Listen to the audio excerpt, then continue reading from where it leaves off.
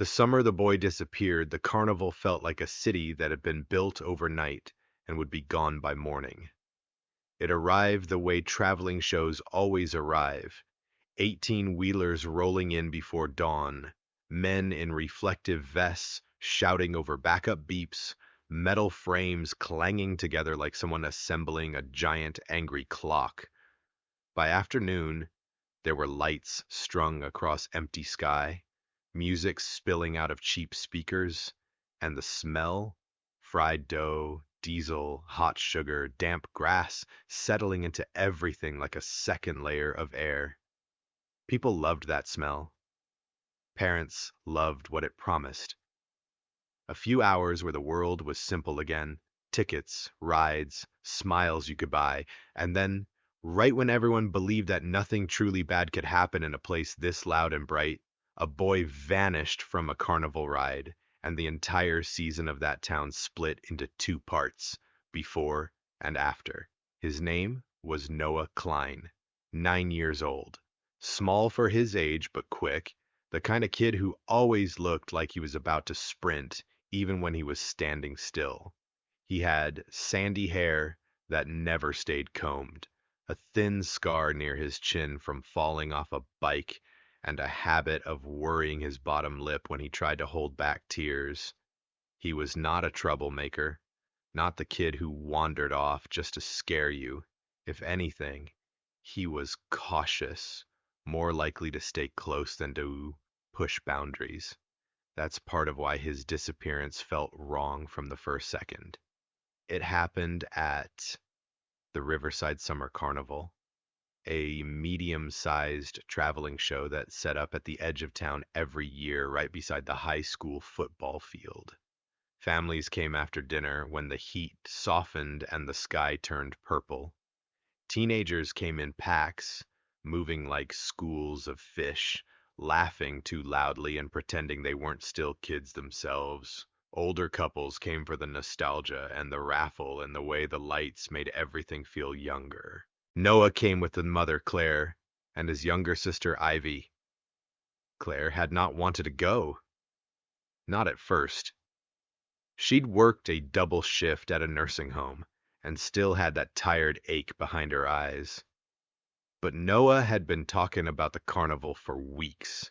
The ride with the spinning seats, the games with the giant stuffed animals, the funnel cake. He'd drawn pictures of it. He'd circled the dates on a calendar like it was a holiday. So she said yes. That night, they did the usual things. Tickets at the booth, wrist stamps, Ivy begging for cotton candy before dinner. Noah trying to act older than he was, but still reaching for his mother's hand when the crowd pressed too close. They played a game where you tossed rings over bottles. They lost money. They laughed anyway. Claire bought a small stuffed bear for Ivy because she couldn't stand the way her daughter's face crumpled when the ring slid off for the fifth time. Noah didn't ask for anything at first. He watched. Then he saw the ride. It was called the Skylark. It wasn't the biggest ride on the lot, and that's almost the point. It looked safe, familiar. A circular platform with seats that swung outward as it spun, bright panels painted with birds and clouds, a canopy of lights that blinked in slow patterns, almost hypnotic. Noah stared at it for a long time. Claire noticed the way his whole body leaned forward, like he was being pulled. She asked if he wanted to ride it. He nodded, but quietly, like he didn't want to jinx the yes. They got in line. The line moved fast. Too fast, maybe. The operator didn't joke with the kids or hype them up. He just checked the restraints, pointed to seats, pulled a lever, and watched the platform spin. A teenager in a staff shirt stood near the exit gate, barely paying attention. Noah climbed into a seat with Ivy beside him. Claire stood at the fence line and took a photo on her phone. The kind of photo you take without thinking, because you assume there will be hundreds more. Noah waved once. Not big. just a small lift of his hand. The ride started. At first it was slow. The seats creaked as they began to sway outward. The music kicked in. Lights blinked. Ivy giggled and shrieked the way little kids do when they're thrilled and scared at the same time. Noah held on tight. Claire could see his knuckles whiten on the bar. Then she saw his face change. Not panic. Something else. Like he was trying to understand what he was feeling. The platform sped up. And then, at some point that nobody could later agree on, Noah was simply not there anymore. It sounds impossible when you say it like that. People want a more believable sentence. Something like, he slipped out. He climbed out. He fell. He jumped. He ran. Anything with a verb you can picture. But what the witnesses said, what the official report later boiled down to in careful, neutral language, was that the ride completed a cycle. The gates opened. Children poured out, laughing, and Noah did not exit with them. Claire waited. She scanned faces. She saw Ivy, flushed and smiling, being guided out by the teenager at the gate. Ivy was still laughing, still holding her little bear. She looked for Noah behind her. The next kid. The next. Noah didn't appear. Claire felt that strange, bright moment of confusion first, the way your mind refuses to accept the shape of what it's seeing. She leaned toward the gate and called Noah's name once, softly like she expected him to answer from behind someone's shoulder. No answer. She called again, louder. Still nothing. The operator didn't look concerned at first. He looked annoyed, like he thought he'd made a mistake and didn't want to admit it. He walked around the seats, checking under the bars, looking at the floor of the platform. He pointed at Ivy and asked where her brother was. Ivy shrugged, suddenly unsure, suddenly scared. Claire pushed past the fence line and tried to climb onto the platform. Someone stopped her. There were rules. There were always rules. Then the operator's face changed.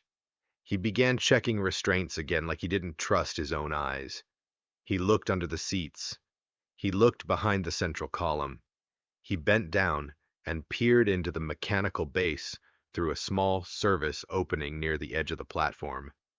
Claire saw it in his posture before he said anything. She saw the shift from irritation to fear. Because a kid missing from a ride isn't just a tragedy. It's a liability. It's a disaster. It's the kind of thing that makes people lose jobs, licenses, entire businesses. It's the kind of thing that turns a cheerful carnival into a crime scene in seconds. Someone called security. Someone called the manager. Someone called the police. And the Skylark, still lit, still blinking like it didn't understand what had happened, was shut down. What followed was chaos, but not the kind you see in movies. No sirens at first, no dramatic sprinting, just a spreading wave of confusion and fear as word traveled faster than any official announcement could. Parents pulled their children close. Teenagers gathered and filmed. Workers tried to keep people back. Claire stood at the edge of the ride platform with her daughter clinging to her leg, her mouth dry, her hands shaking as if she'd been running. Police arrived and immediately faced the same problem Claire had faced. The event didn't fit inside the normal boxes, because where do you look when a child disappears from a spinning ride? They searched the ride itself first. The seats, the restraints, the platform, the underside, as much as they could access without dismantling it on the spot. They checked the surrounding area, behind booths, between trailers, in the dense crowd near the game stalls. They called Noah's name over and over until his name started to sound like something else, like a noise without meaning. They checked bathrooms, they checked tents, they checked dumpsters. They checked the perimeter of the lot because children run when they're scared and sometimes they hide. Hours passed. Noah did not appear. The first night ended with floodlights and police tape.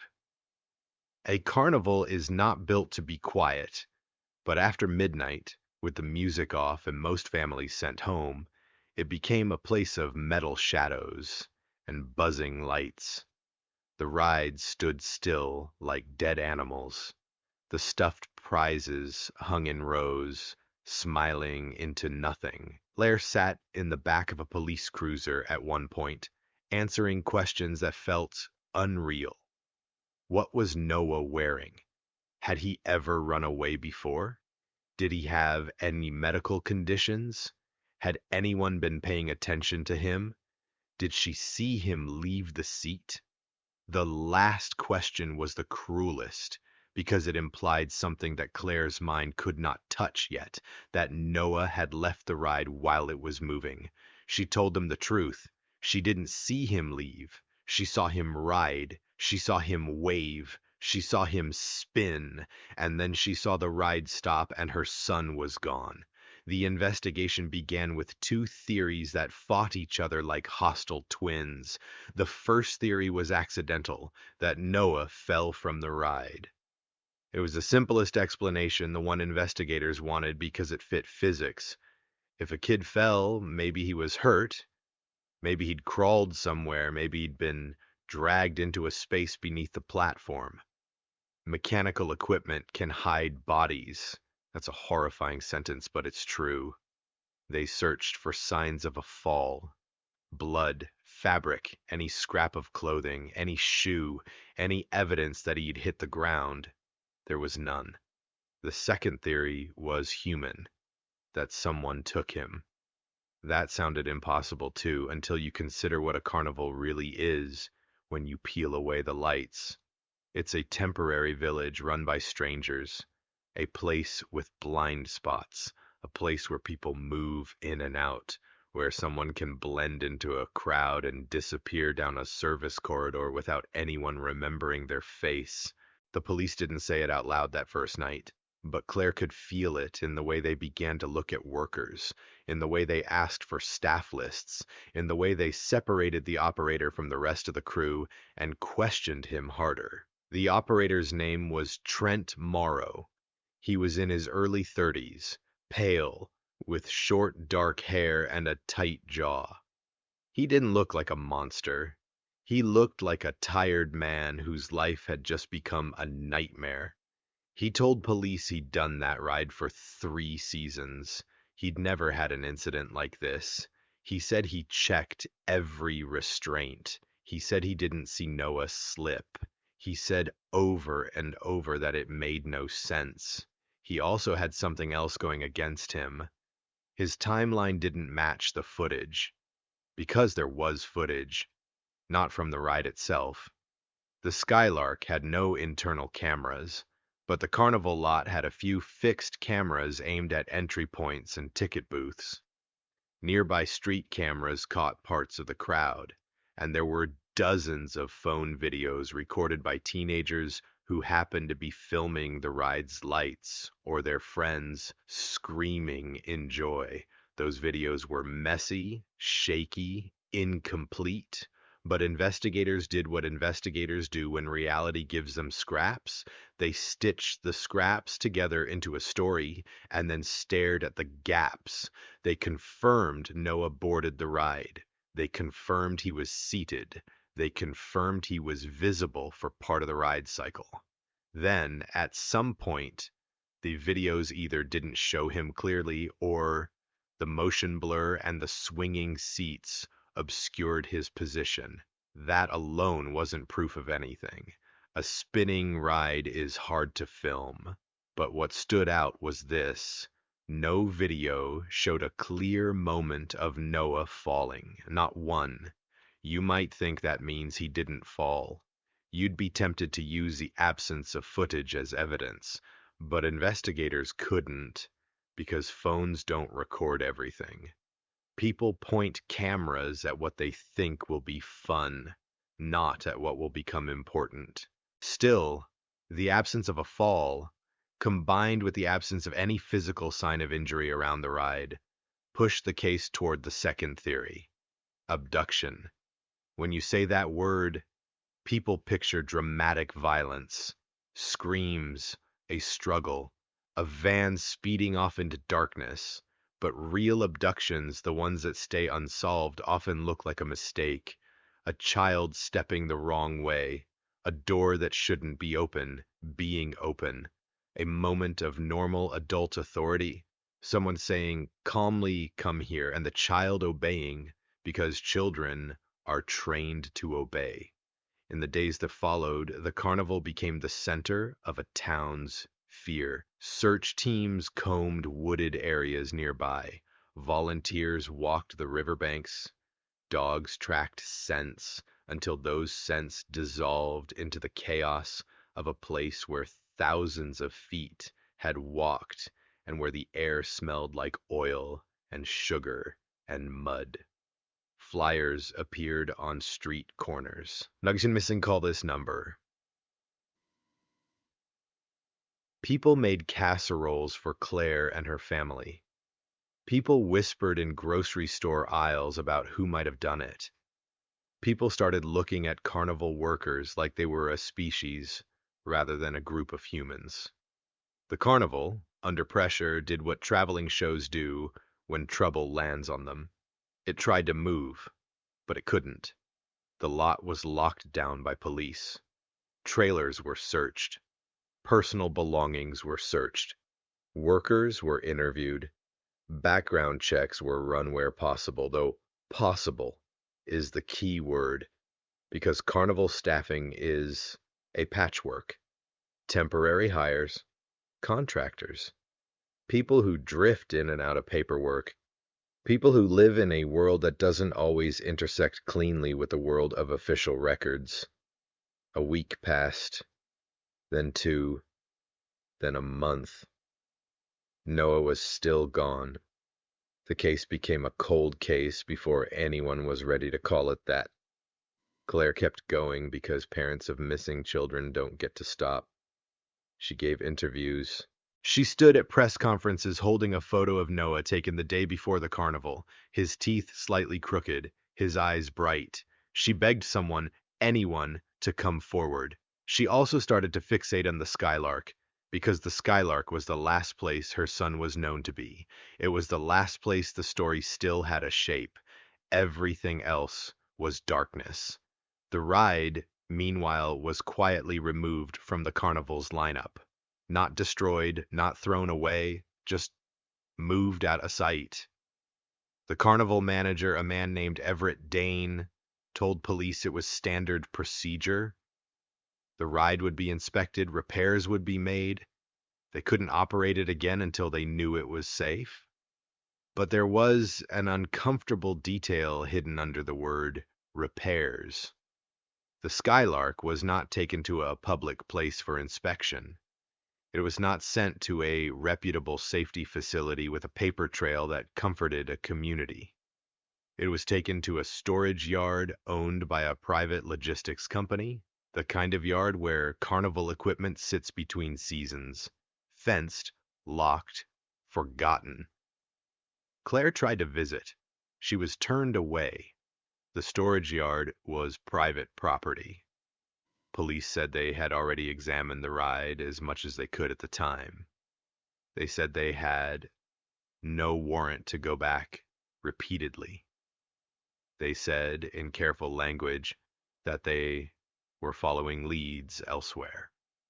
Claire heard what parents always hear in those moments. We are moving on. But she could not move on because it didn't make sense. Years passed with the kind of slow cruelty that only unresolved cases produce. Noah would have been in middle school, then high school, then older. Claire kept his room mostly the same. She kept a box of his drawings. She kept the pair of sneakers he'd outgrown because letting go of objects feels like letting go of the person. The town changed, too.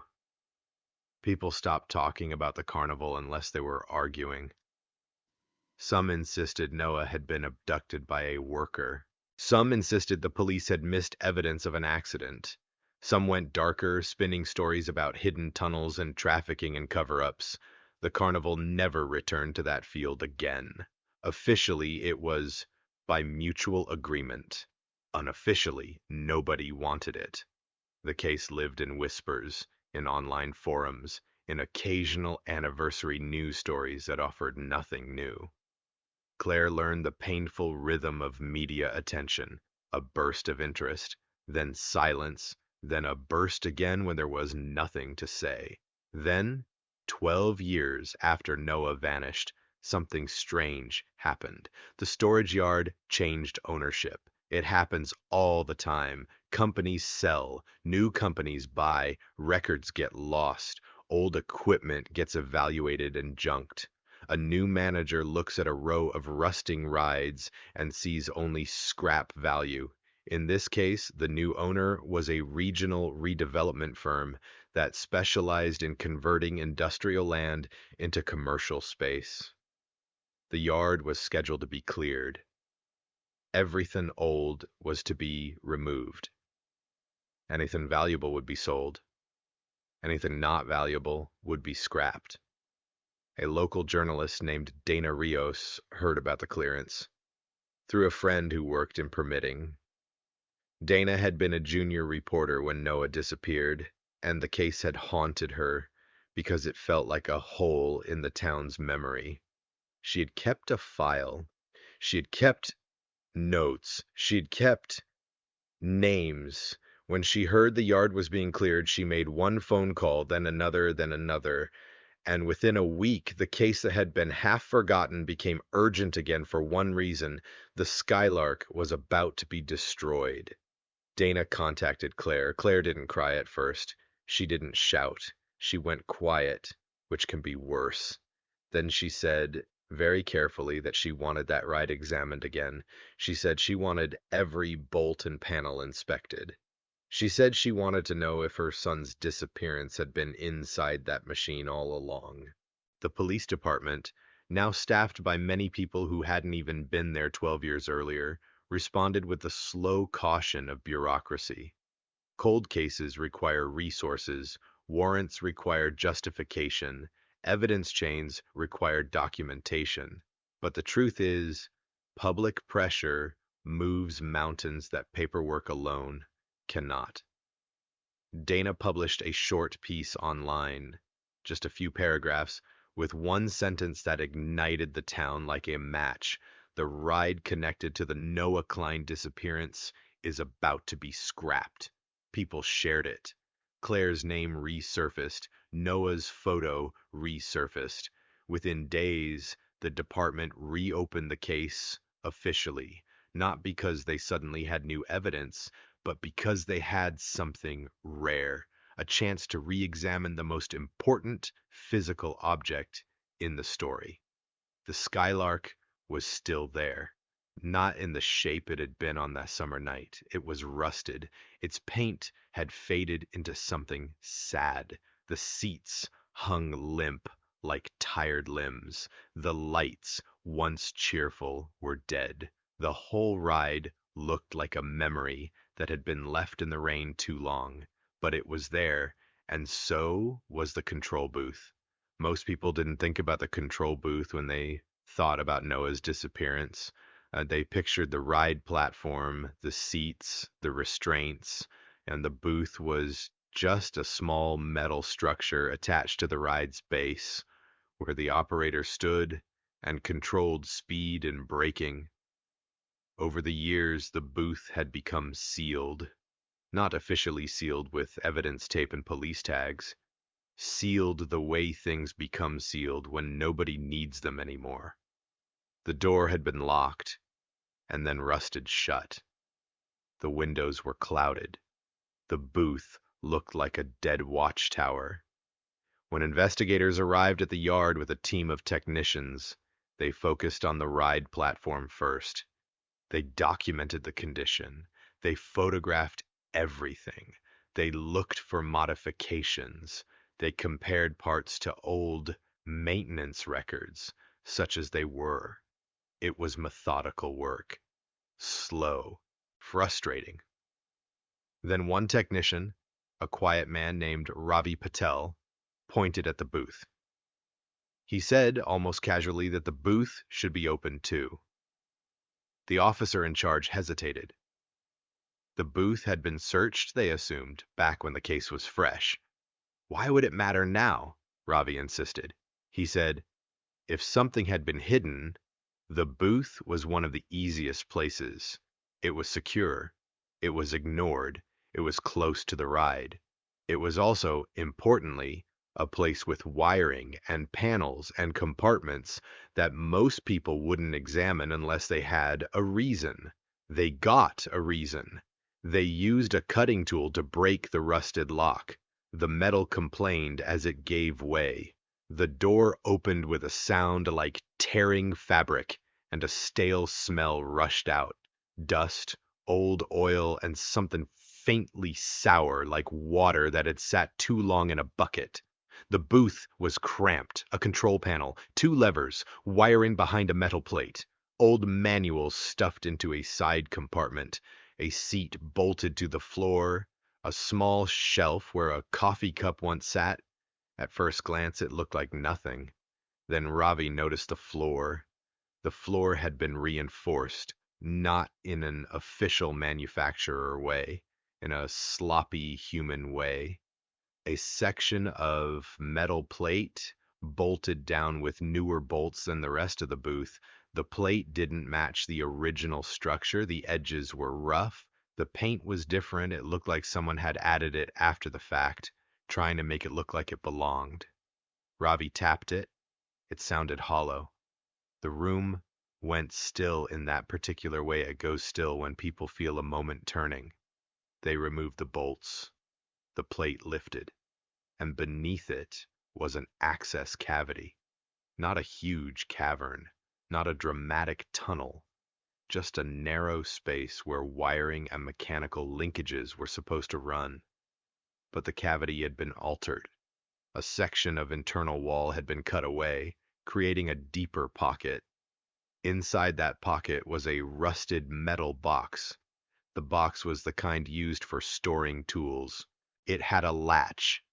It was wrapped in old plastic that crumbled when touched. Someone had tried to protect it from moisture. Someone had failed. An officer photographed it before anyone touched it further. Chain of custody began with the kind of care that suggested they understood the weight of this moment. They opened the box. At first it looked like junk. Old rags, a corroded wrench, a small flashlight with dead batteries, a bundle of zip ties. Then Ravi lifted one of the rags and something slid out with a soft, dull sound. A child's wristband. Not a generic wristband, a Carnival wristband, the kind you get when you pay for unlimited rides, faded but still legible in its color, still looped as if it had been removed and kept intact. Under the wristband was something else, a small sneaker, a single sneaker. Children lose shoes all the time. It shouldn't have meant anything until the officer holding it turned it over and saw, written faintly on the inner heel in permanent marker, a name. Noah. Claire had done that. She wrote his name in his shoes because he lost things, because she was a mother trying to prevent small problems, because she never imagined the name would become a label for evidence. The air in the booth seemed to thin. Someone whispered, not as dialogue, but as a reflex. It's his. They bagged the sneaker. They bagged the wristband. They bagged everything in the box. They sealed it, labeled it, and moved it to a secure lab. Outside, Dana Rios waited behind a line of officers, watching through a camera lens. She saw Claire's face when the officer stepped out of the booth and told her, quietly, that they had found items. Claire did not collapse the way people expect. She didn't scream. She didn't faint. She went rigid. Then she asked the question that 12 years of silence had sharpened into a blade. How? Because a sneaker in a hidden box is not a random accident. It is not a child losing a shoe on a ride. It is something kept, something stored, something hidden. That changed everything. Forensics worked quickly, partly because they knew the community was watching, and partly because they understood that evidence left in a rusted booth for 12 years might not survive much longer. They tested the sneaker for trace material. They tested the wristband for DNA. They tested the rags for fibers. They tested the inside of the metal box. The results were limited. Time is an enemy. Moisture is an enemy. Rust is an enemy, but even enemies leave something behind. They found partial DNA consistent with Noah's profile, built from family samples provided long ago. That confirmed what Claire already knew in her bones. The next question was more dangerous. Who put it there? Investigators returned to the original files. They pulled the old staff list. They re-interviewed anyone they could still locate. Most Carnival workers had scattered across states, some had died, some had disappeared into lives that didn't want to be found, but a few names remained. Trent Morrow, the ride operator, was one of them. He had left Carnivals shortly after Noah vanished. He'd moved to a different state. He'd worked various jobs: warehouse, mechanic, delivery.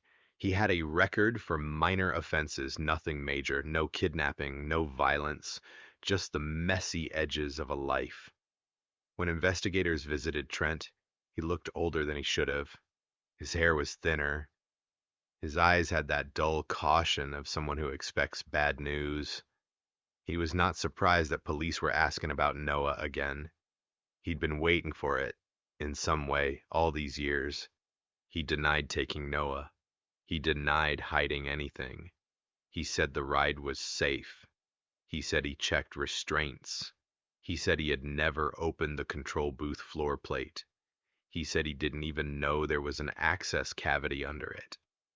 The problem was, investigators now had a physical question that cut through denial. That plate had been installed by someone with access to the booth. Someone who knew enough about the structure to cut into it and hide a box, and that someone was almost certainly not a child. Investigators pulled manufacturing records for the Skylark model. The floor reinforcement was not standard, it was a modification. They looked at old maintenance logs, sparse, incomplete.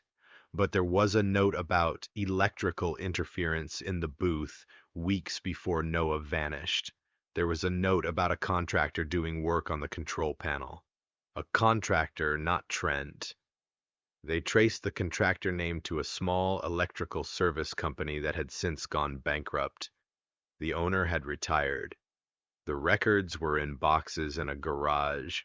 A detective drove out and dug through those boxes personally because cold cases don't move unless someone pushes them.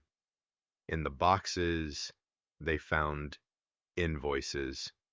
One invoice, dated shortly before the Carnival season in Noah's disappearance year, listed work on the Skylark control booth, specifically reinforcement of wiring compartment and replacement of paneling. That sounded like the same area where the access cavity had been found. The invoice listed a technician's name, Leonard Lenny Hale. Lenny Hale was not a Carnival worker. He was a local contractor hired for electrical work. He had a history, too. Minor theft charges, a DUI, nothing that screamed abduction. But he had one thing that mattered now. He had access to the booth, and he had reason to be inside it before Noah disappeared. Investigators located Lenny in a neighboring county. He was living in a small house behind a repair shop, working odd jobs, trying to stay invisible. When detectives knocked, he opened the door with a look that suggested he knew his past might finally catch him. They questioned him. He denied. He shrugged. He said he didn't remember that job. He said he worked on dozens of booths. He said he couldn't be responsible for what someone else did with the ride. Then detectives showed him a photo of the hidden cavity. His face changed. It wasn't a full confession moment. It was smaller, more human, more revealing. He looked at it like he recognized it. Then he said something that turned the case from eerie to horrifying. He said very quietly that the cavity had been used before, not for wiring, for storage. He didn't say what kind of storage. He didn't have to. The word landed in the room like a heavy object. Investigators pressed. Lenny began to unravel in pieces. He admitted he'd been asked to create a hidden space in the booth. He claimed he thought it was for hiding cash. He claimed the request came from someone associated with the carnival. When asked who, he hesitated too long. Then he gave a name. Everett Dane, the carnival manager. The man who had insisted the ride was moved for standard inspection. The man who controlled storage. The man who had access to the yard where the Skylark sat for years. Everett Dane had died 3 years earlier. Heart attack, sudden, quiet. A death that at the time had seemed unrelated to Noah because there was never evidence linking Everett to anything beyond management.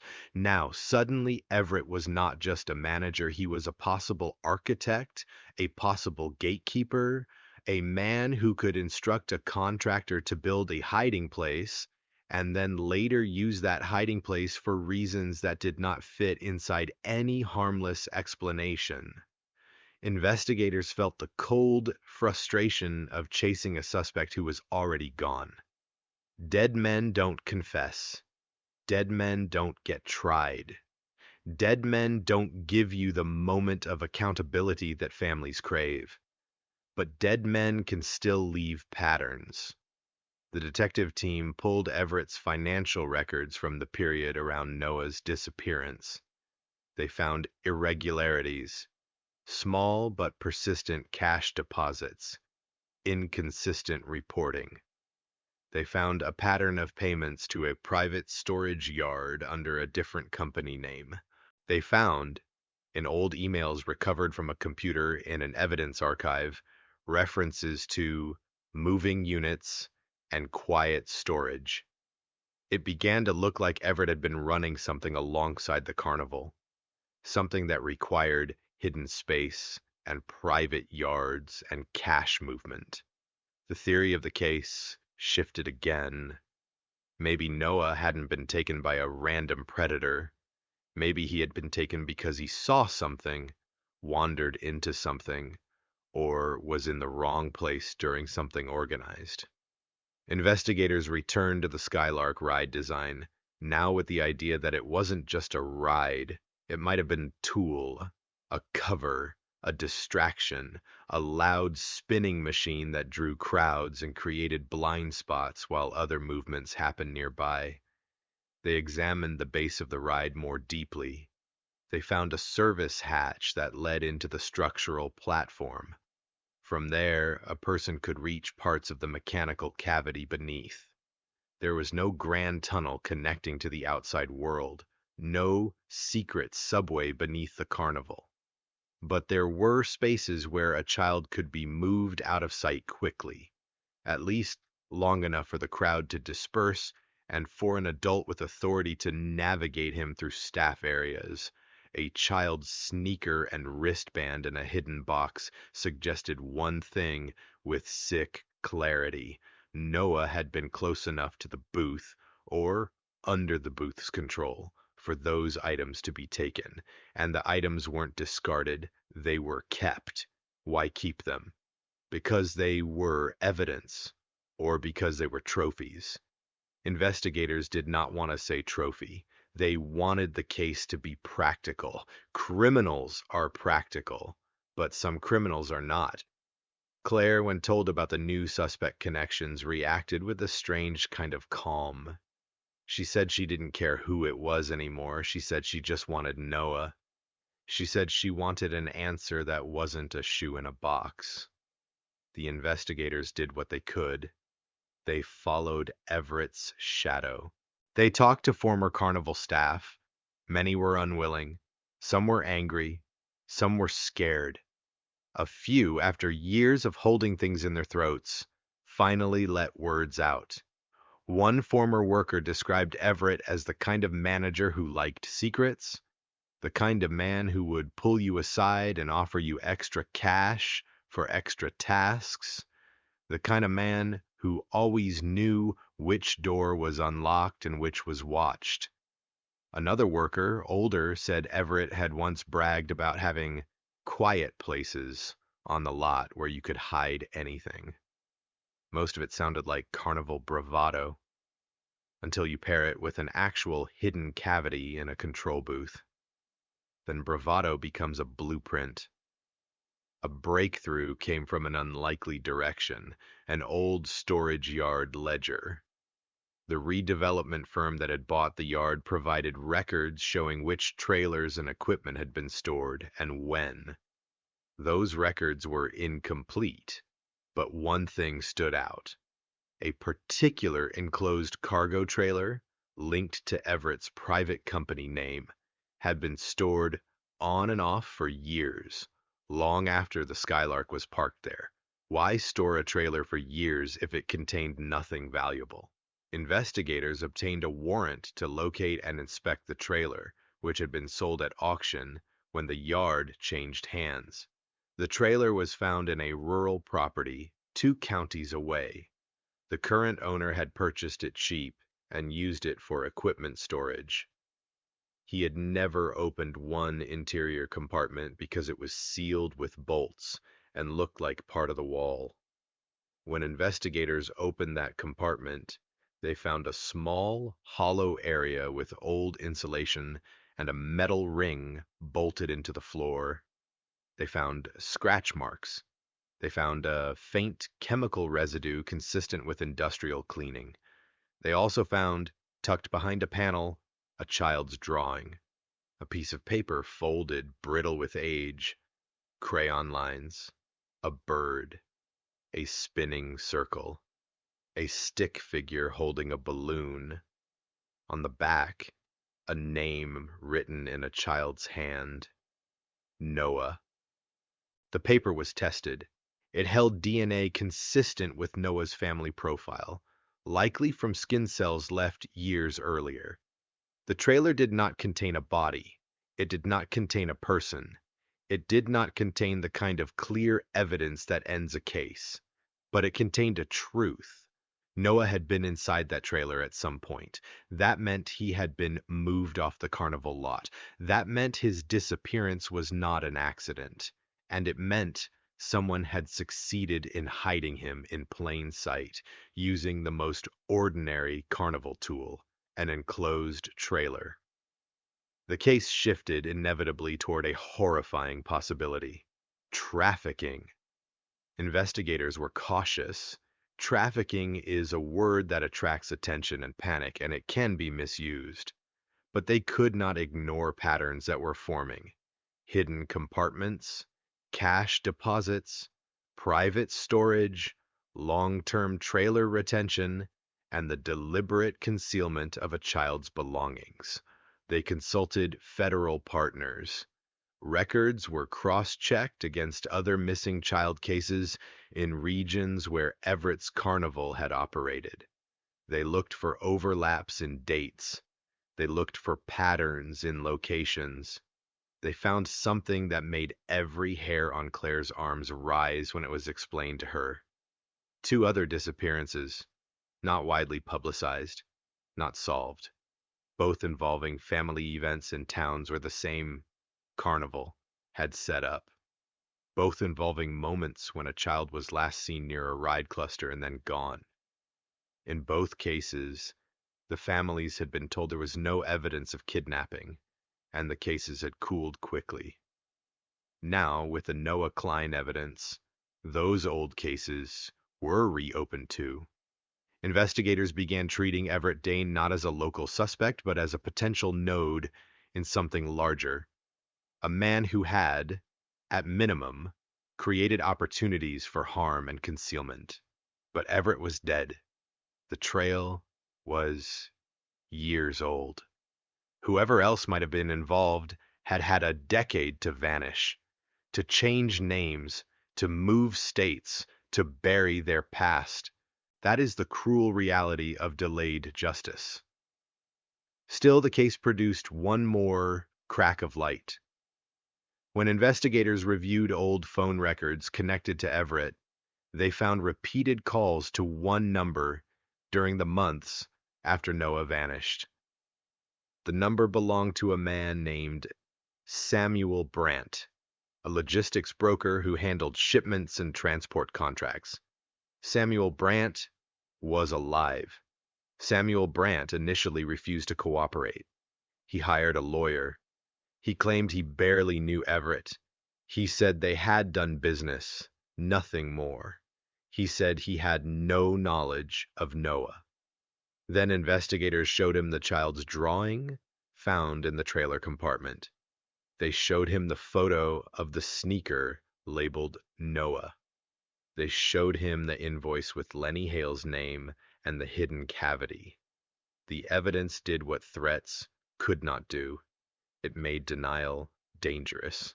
Samuel Brandt did not confess to kidnapping. He did not admit involvement in a child's disappearance. But he did admit to something that moved the case forward. Everett had paid him to transport sealed cargo without questions. Everett had insisted on privacy. Everett had insisted on odd routes. Everett had insisted on cash. Brandt claimed he never looked inside, but he described one transport that still bothered him, an enclosed trailer delivered to a private rural property under cover of early morning darkness, with Everett present, nervous, watching the door like it might open on its own. Brandt gave the address. Investigators obtained a warrant. They searched the property. It was a neglected farmhouse with outbuildings, owned by a shell company that traced back to Everett. The property had been vacant for years, overgrown weeds, broken windows, a place that looked like nothing. Inside one outbuilding, investigators found signs of human habitation: a small mattress, a bucket, old food wrappers, a heater. There were no bodies, no person, no clear timeline. But there were scratches on the wall. Tally marks, not neat, not organized, the kind a restless child might make with a nail or a screw. And there were more drawings, faded, damaged, but there, a bird again, a spinning circle, a balloon, the same motifs. It was as if Noah had tried to keep the carnival in his mind because it was the last place he remembered being a child. Claire was told about the farmhouse evidence in a sterile conference room with fluorescent lights that made everyone look pale. The lead detective explained carefully that they had found indications that Noah might have been held there, might have been moved through there, might have been connected to that property. Claire's face didn't change much. Grief, after 12 years, becomes a kind of armor. But her voice changed when she asked the only question that mattered. Was he alive when he made those drawings? No one could answer that with certainty. They could say the drawings looked like a child's. They could say the crayon strokes suggested a young hand. They could say some drawings used materials that would have been available at the time. But certainty is rare in cases like this, and families pay the price for that rarity. In the months that followed, investigators pursued every angle the new evidence opened. They tracked Everett's former associates. They examined financial trails. They cross-referenced missing persons databases. They interviewed Lenny Hale again, pushing him harder, trying to pin him to a clear statement about why the hidden cavity existed. Lenny eventually admitted something more specific. Everett had talked about keeping things safe in the booth. Everett had called it a stash. Everett had implied it was for money. But once, Lenny said Everett joked about how the booth could hide more than cash if you needed it to. That sentence was enough to make prosecutors salivate and nauseate at the same time, because it suggested Everett viewed the booth as a concealment tool. The police also re-interviewed Trent Morrow, the ride operator, with the new evidence in hand. Trent broke, not in a dramatic confession, in a slow collapse of denial. He admitted he had noticed something odd the night Noah disappeared. He admitted he had seen Everett near the control booth after the ride was shut down, before police fully locked down the lot. He admitted Everett had ordered him to leave. He admitted Everett had told him the situation would be handled, and that Trent should keep his mouth shut if he wanted to keep working. Trent claimed he didn't understand what he'd witnessed at the time. He claimed he'd assumed Everett was protecting the carnival from liability. He claimed he'd been scared, and scared people do what authority tells them. But he also admitted something else that finally connected the pieces in a way that made sense of the impossible. He said Noah's seat restraint had been checked. He believed that. So how did Noah leave the ride? Trent said there was a maintenance stop function that could slow the ride unexpectedly for a few seconds without triggering obvious alarms. It was used to correct balance issues if a seat assembly behaved oddly. He said he had used it rarely. Everett knew about it. Everett had asked him about it weeks before. Trent did not say Everett used it that night. He did not say he saw it happen. But he said, with the flat certainty of someone who has finally accepted the worst, if someone wanted a child off that ride without making it look like a fall, they could create a moment, a brief window where movement was different, a brief window where a child could be pulled inward toward the platform rather than flung outward, a brief window.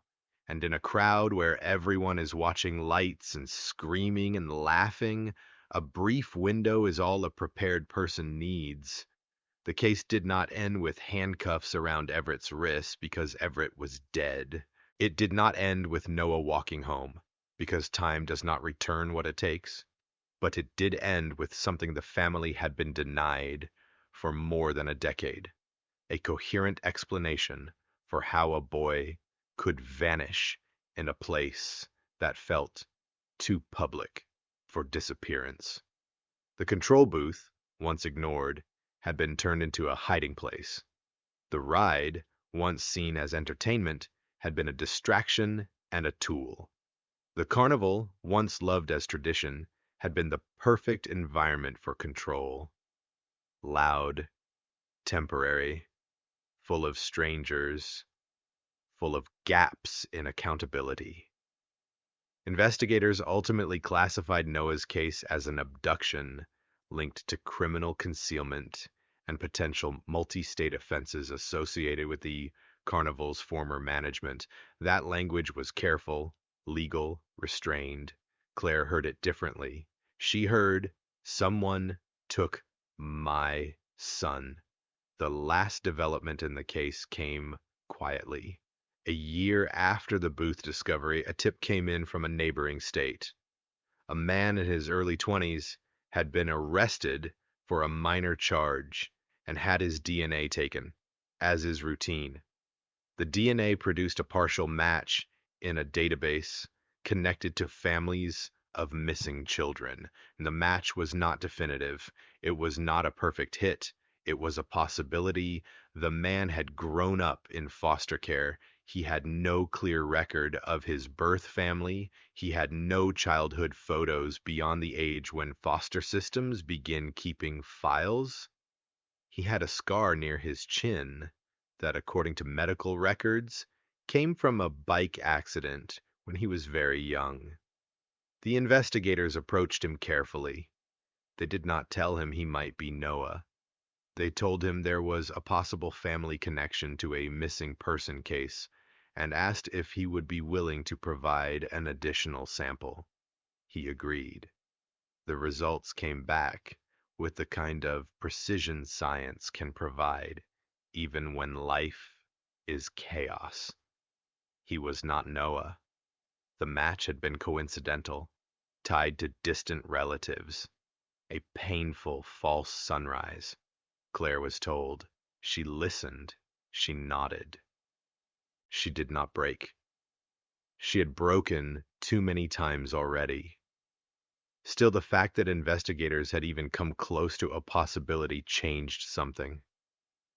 It reminded everyone that Noah could have survived longer than anyone wanted to imagine. It reopened the question of how many children might have been moved through Everett's shadow network. It pushed federal partners to continue examining other connected cases, and it left the town with a final, haunting image. A rusted control booth, opened after 12 years, holding a small sneaker and a faded wristband, hidden under a plate that had been bolted down by someone who never expected the door to be opened again. Because people who hide things rely on one assumption above all others. That time will bury the truth for them, but time doesn't always bury. Sometimes it preserves. Sometimes it waits. And sometimes, when the right rusted door finally gives way, the past doesn't just return. It reaches out, grabs the present by the throat, and forces everyone to look directly at what they tried not to see. A carnival can be a place of joy. But that night, for one family, it became the place where joy disappeared, and the lights kept blinking anyway.